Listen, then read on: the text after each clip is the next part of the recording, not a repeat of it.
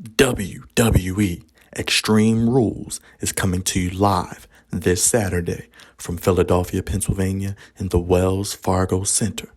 Philadelphia is the city of brotherly love and the birthplace of Extreme Championship Wrestling. WWE returns to its roots with Extreme Rules 2022 in Philly with a loaded card of 6 matches. It should be another home run for the Paul Levesque era of WWE.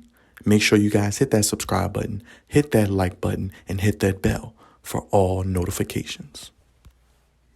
After critically acclaimed premium live event SummerSlam and Paul Levesque's first full premium live event, Clash at the Castle, which he was fully in charge, Extreme Rules seems to be set up nicely to steal the show of B-level pay-per-views with an A-list feel.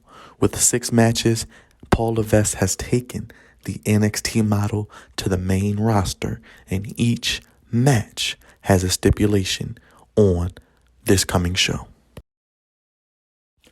Our first match is challenger Ronda Rousey challenging SmackDown Women's Champion Liv Morgan in an Extreme Rules match for the SmackDown Women's Championship. Liv Morgan has 2 wins over Ronda Rousey at Money in the Bank and a controversial win at SummerSlam. The way we see this match playing out is Liv Morgan will look strong using the various weapons allowed through the stipulation of an Extreme Rules match to look strong, but Ronda will eventually take advantage.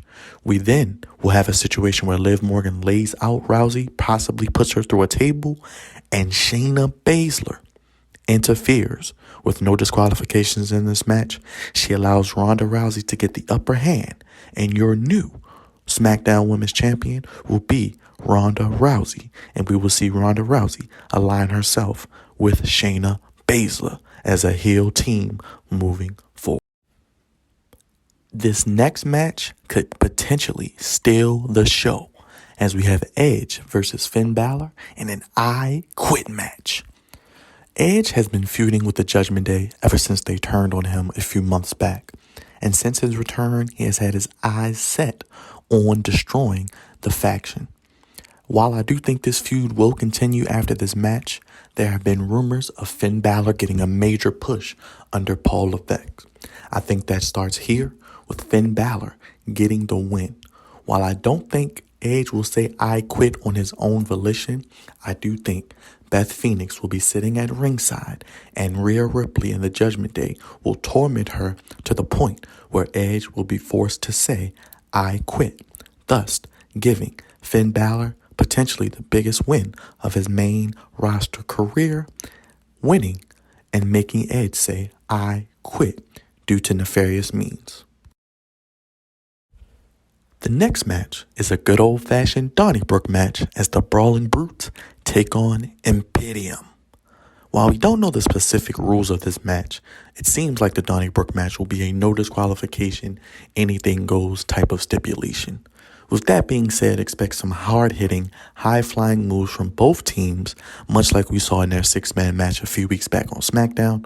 While I do think Gunther will defeat Sheamus in the season premiere of SmackDown to retain his Intercontinental Championship, I do have the Brawling Brutes, led by Sheamus, getting the victory here in a fun match, which should go somewhere in the middle of the show and keep the crowd on its feet, and some exciting chants and hard-hitting action. Again, the Brawling Brutes get the win over Imperium, but Gunther does not take the pin, as the Gunther-Sheamus feud may continue, and Sheamus may get his just due at WrestleMania next year for his first ever Intercontinental Championship and to become a Grand Slam champion.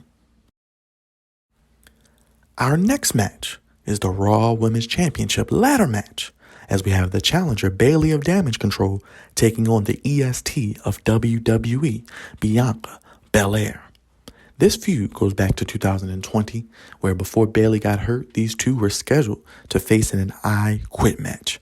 Bayley returned at this year's SummerSlam with Damage Control of Io Sky and Dakota Kai, who are now your Raw Women's Tag Team Champions. I think this match is the perfect opportunity to put the Raw Women's title on Bayley, as Bianca Belair will have to overcome overwhelming odds, where damage control will just prove to be too much for the EST, but Bianca will look strong as she does not have to take the pin, and this feud can extend into a potential women's war game in November for Survivor Series. Our prediction and our winner and your new Raw Women's Champion, Bayley, as damage control, now holds all the women's gold.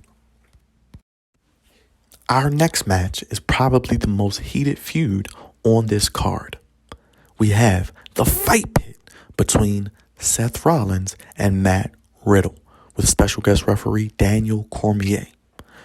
This match comes after Seth Rollins beat Matt Riddle at Clash at the Castle. We know this feud isn't over yet, and look here for Riddle to show his MMA experience and background to outdo the architect, the visionary, the revolutionary Seth freaking Rollins in what should be a hard-hitting match, potentially with some blood and hard-hitting action that the Philly crowd should love. I do see a situation here where Daniel Cormier doesn't make this about him, but he does a good job as a referee, and I think his charisma and overall ability and experience in MMA does show here. I do have Riddle getting the win in his backyard of the MMA fight pit, and he defeats Seth Rollins as Riddle gets his win back and looks strong. And look for something here possibly, as we could have Daniel Cormier facing Brock Lesnar at Crown Jewel. But our prediction, Matt Riddle gets the win over Seth Rollins. This match, which is a strap match between Drew McIntyre and Karrion Kross, accompanied by Scarlett, I think would be an ideal main event. You'll see why shortly. Drew McIntyre has been a target of Karrion Kross since Kross returned, and Kross has even mentioned he has his eyes still set on undisputed WWE Universal Champion Roman Reigns. I do think Karrion Kross, in which will only be his second match back, he will get the victory over Drew McIntyre, in which should be a hard-hitting, fantastic main event for the Philly crowd, using the strap, using the outside aspects of the ring and the outside aspects of the arena to make this match fun and enjoyable and hard-hitting. But I do think the finish of the match is what we've all been waiting for. The lights will go out. The White Rabbit music will play, and the White Rabbit, Bray Wyatt, whether he's the Swamp Master, Eater of Worlds, Fiend, or a combination of all three, the White Rabbit, Bray Wyatt, will appear. Maybe he will come with the Wyatt Six. Maybe he will come with a Dexter Lumis. Maybe he will come with a Baron Corbin or a Tommaso Ciampa or an Alexa Bliss. Or does he come alone? Or does he come and tease himself, setting up a reveal on Raw? But I do think they will send the crowd home happy. They will be chanting, "We want Wyatt." We will see Bray Wyatt return at Extreme Rules as the White Rabbit in his new gimmick, allowing Kross to get the victory over Drew McIntyre, and Kross and Scarlett will align with the White Rabbit, Bray Wyatt. Let us know your predictions in the comment section down below.